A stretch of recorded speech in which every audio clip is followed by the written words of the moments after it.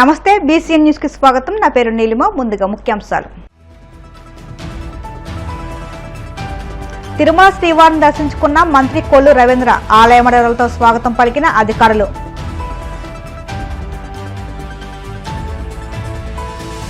Mangalagiri Janasena party కార్యాలయంలో జనవాణి కార్యక్రమం.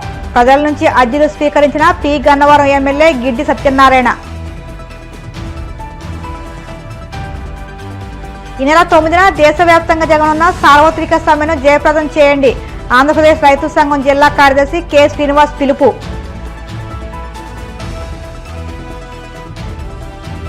తీవ్ర ఆర్థిక సమస్యలతో ఉన్న సినీ నటి పాకీజాకు డిప్యూటీ సీఎం పవన్ కళ్యాణ్ అండ. తక్షణ సాయంగా 2 లక్షల చెక్ను అందజేసిన జనసేన నేతలు. తిరుమల శ్రీ వెంకటేశ్వర స్వామి వారిని మంత్రి కొల్లు రవీంద్ర దర్శించుకున్నారు. వీఐపీ ప్రారంభ విరామ దర్శన సమయంలో స్వామివారి సేవలో పాల్గొని మొక్కులు చెల్లించుకున్నారు. దర్శనానంతరం వీరికి రంగనాయకుల మండపంలో వేద పండితులు వ్యాసవచనం అందించగా ఆలయ అధికారులు స్వామివారి తీర్థప్రసాదాలు అందజేసి పట్టువస్త్రంతో సత్కరించారు.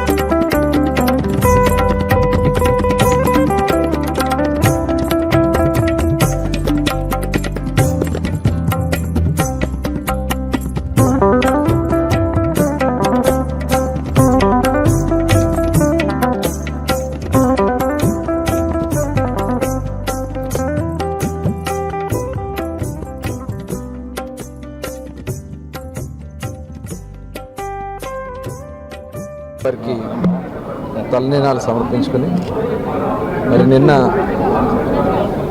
కొండకొండ పాదయాత్రతో రావడం, ఈరోజు ఉదయం దర్శనం చేసుకోవడం చాలా ఆనందంగా ఉంది. స్వామివారి ఆశీర్వాదాలు అందరికీ ఉండాలని మనస్ఫూర్తిగా కోరుకుంటా ఉన్నాం.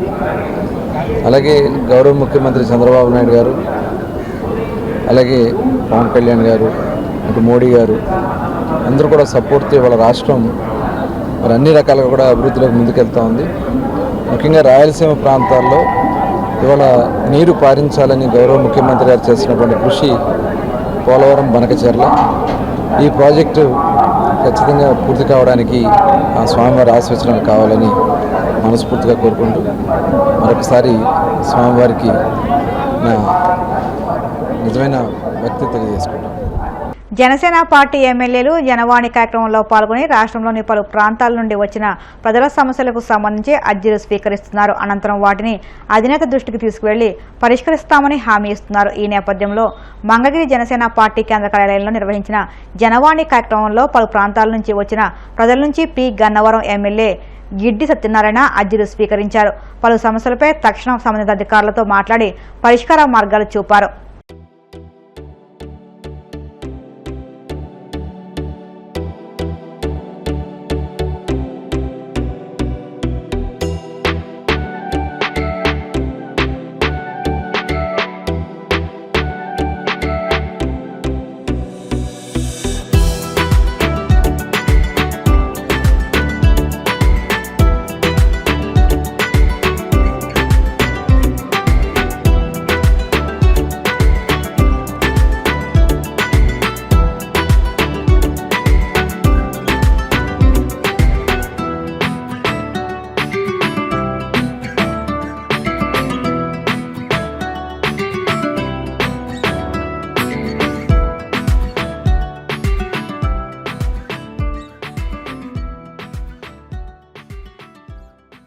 కేంద్ర ప్రభుత్వ రైతాంగ కార్మిక ప్రజా వ్యతిరేక విధానాలకు నిరసనగా దేశవ్యాప్తంగా జరుగుతున్న సార్వత్రిక సమ్మెను జయప్రదం చేయాలని ఆంధ్రప్రదేశ్ రైతు సంఘం జిల్లా కార్యదర్శి కె శ్రీనివాస్ పిలుపునిచ్చారు.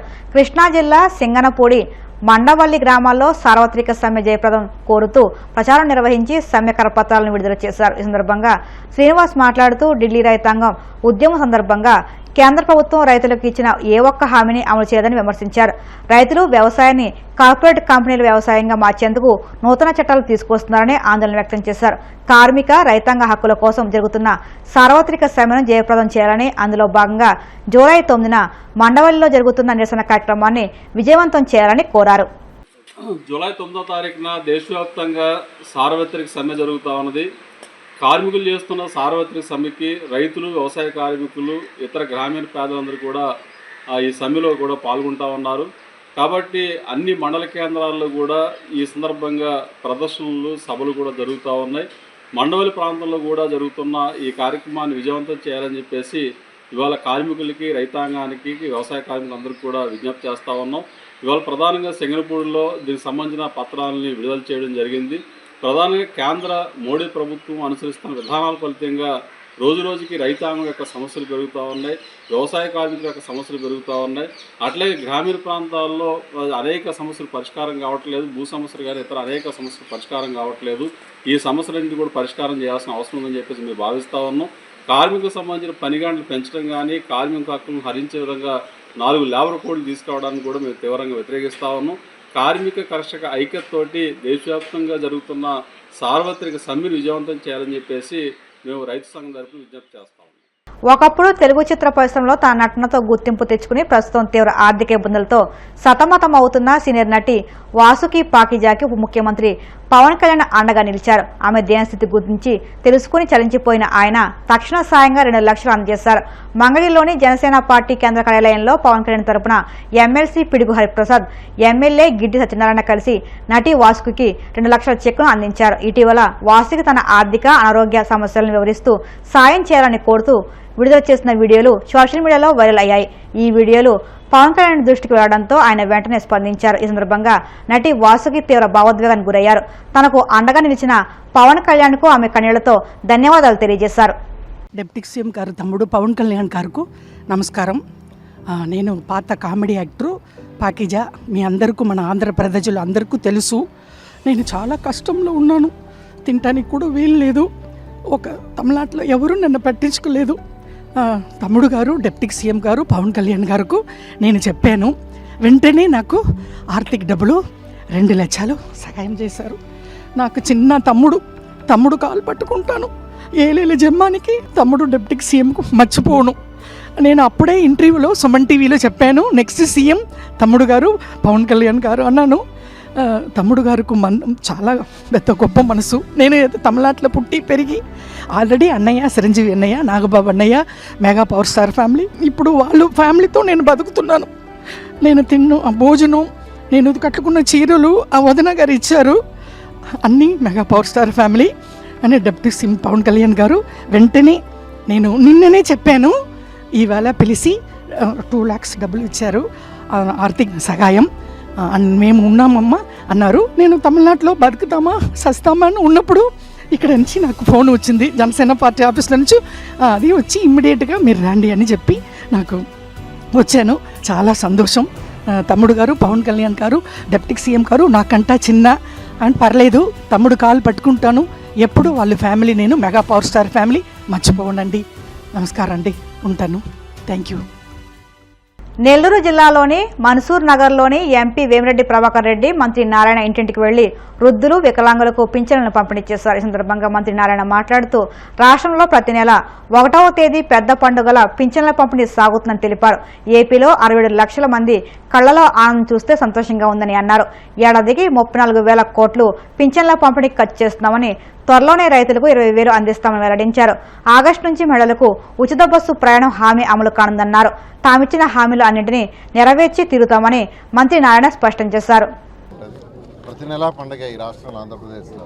ఎందుకంటే 67 లక్షల మంది, 67 లక్షల కుటుంబాల్లో ఈరోజు పెన్షన్స్ కార్యక్రమం తెల్లవారు 6 నుంచే ప్రారంభించి ఇస్తున్నారు. నేను ఎంపీ వేమిరెడ్డి ప్రభాకర్ రెడ్డి గారు ఇద్దరం యాక్చువల్గా ఈ యొక్క 42, 43 డివిజన్లోకి వచ్చి పెన్షన్స్ డిస్ట్రిబ్యూట్ చేస్తాం. వాళ్ళ కళ్ళలో ఆనందం చూస్తే నిజంగా అసలు ఒకటే అంటున్నారు, ముఖ్యమంత్రి గారికి మాట చెప్పిన ప్రకారం చేశారు. వికలాంగులకైతే 6,000 చేసాం. బెడ్ మీద ఉండి లేలేక అటెండర్ యొక్క సహాయం కావాల్సింటే 15,000 చేసాం. ఇలా ఇంత పెద్ద మొత్తంలో పెన్షన్స్ ఇచ్చేది భారతదేశంలో ఏ రాష్ట్రంలో లేదు. 34,000 కోట్లు సంవత్సరానికి పెన్షన్సే కాదు, మేనిఫెస్టో చెప్పారో ప్రతి ఒక్కటి తూచా తప్పకుండా 1 by 1 చేసుకుంటూ వస్తున్నారు. 10 లక్షల కోట్ల అప్పు గత ముఖ్యమంత్రి చేసి వెళ్ళిపోయినా, ఖజానా ఖాళీ చేసేసిన, అనేక ఇబ్బందులు ఉన్నా ఈరోజు 1 by 1 చేసుకుంటూ ఏదైతే మహిళలకి 3 గ్యాస్ సిలిండర్ ఇస్తామన్న మాట తప్పకుండా చేయడం జరిగింది. అన్నా క్యాంటీన్స్ ఓపెన్ చేయడం జరిగింది.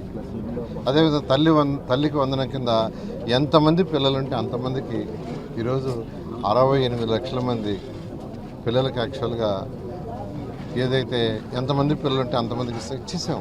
మన 12వ తేదీ ఆగస్టు 15న మహిళలకు ఉచిత బస్సు ప్రయాణం, దాన్ని కూడా డిక్లేర్ చేశారు ముఖ్యమంత్రి గారు. రైతులకు ఏదైతే ఇస్తామన్న 20,000, కేంద్రం 6,000, రాష్ట్ర ప్రభుత్వం 14,000, 3 ఇన్స్టాల్మెంట్కి డిసైడ్ చేశారు ముఖ్యమంత్రి గారు. ఈ విధంగా ఈ రాష్ట్రంలో సంక్షేమ పథకాలు జరుగుతూ సేమ్ టైం యువతకు ఉద్యోగాలు రావాలంటే డెవలప్మెంట్ కావాలా. డెవలప్మెంట్ కూడా అనేక కంపెనీలని దేశ విదేశాల నుంచి ఈరోజు ముఖ్యమంత్రి గారి రాష్ట్రానికి తీసుకొచ్చారు. ఇవన్నీ ఎస్టాబ్లిష్ కావడానికి కొన్ని 1 year, కొన్ని 1.5 year, కొన్ని 2 years పడుతుంది. కొద్దిగా ఓపిక పట్టాల్సిందిగా రాష్ట్ర ప్రజలందరినీ కోరుకుంటున్నాను. దాదాపు 3,40,000 మంది పెన్షనర్స్ మన జిల్లాలోనే, మన జిల్లాలో అర్హులు. దానిగా 130 కోట్లు మన జిల్లా వరకే పెన్షన్స్కి ఖర్చు వస్తుంది. ఇంత ఇబ్బందుల్లో ఉన్న రాష్ట్రం అంతా చూస్తే మీకు తెలుసు, సంవత్సరానికి దాదాపు 34 లక్షల కోట్లు ఖర్చు వస్తుంది. ఈరోజు ఈ పండగ వాతావరణం చూస్తుంటే ప్రతి దగ్గర కూడా ఇదే. ఎందుకంటే 4,000 అనేది చరిత్రలో మిగిలిపోయే మన చంద్రబాబు నాయుడు గారు, మన ముఖ్యమంత్రి. 4,000, వికలాంగులకు 6,000 అనేది ఎవరికి ఇచ్చినా, ఇప్పుడు ఇచ్చిన ప్రతి ఇంట్లో కూడా చూస్తున్నాం ఎంత ఆనందంగా తీసుకోవడం. ప్రతి ఒక్కరు కూడా మన ముఖ్యమంత్రిని వాళ్ళు పొగడుకోవడం, ఇటువంటి ముఖ్యమంత్రి మాకు రావడం చాలా సంతోషం అని. 1వ తేదీ ఇవ్వడం అనేదే చాలా గొప్ప కార్యక్రమం. ఆదివారం అయితే ముందు రోజు ఇస్తున్నారు. ముందు రోజు ఇచ్చేది చరిత్రే. ఎక్కడ కూడా ఇనరు, రాష్ట్రం, దేశం, ప్రపంచం ఎక్కడైనా ముందు రోజు పెన్షన్ ఇవ్వడం, సెలవు అయితే ముందు రోజు ఇవ్వడం అనేది చరిత్రగా నిలిచిపోద్ది. మీ అందరికీ కోరుకునేది ఒకటే, ప్రతి ఒక్కరు కూడా మనం చేసే కార్యక్రమాలన్నీ కూడా ప్రజల్లోకి తీసుకుపోయి మంచిని ప్రతి ఒక్కరికి కూడా చెప్పాలి. ఎందుకంటే మీరు గమనిస్తున్నారు, చెడుని చెప్తున్నారు, మంచి చేసింది ఎక్కడ కూడా చెప్పడం లేదు మన వైఎస్ఆర్సీపీ గనులు. సో మనం చూడాల్సింది ఏంటంటే మెయిన్ మంచి కార్యక్రమాలన్నీ, మనం చేసే మంచి కార్యక్రమాలు ప్రజల్లోకి తీసుకుపోవాలా. ప్రతి ఒక్కరూ కూడా బాధ్యులు దానికి. ఎందుకంటే మంచి జరుగుతుంది. మనమేమి అబద్ధం చెప్పి మంచి చెప్పమని చెప్పడం లేదు. జరిగే మంచి కార్యక్రమాలని ప్రజల్లోకి తీసుకోవాలా అని చెప్తూ మీరు రేపు 15వ తేదీ నుంచి ఫ్రీ బస్సు కూడా ఇస్తున్నారు, ఆగస్టు 15 నుంచి. ఇప్పుడు కాసేపు ప్రకటనలు.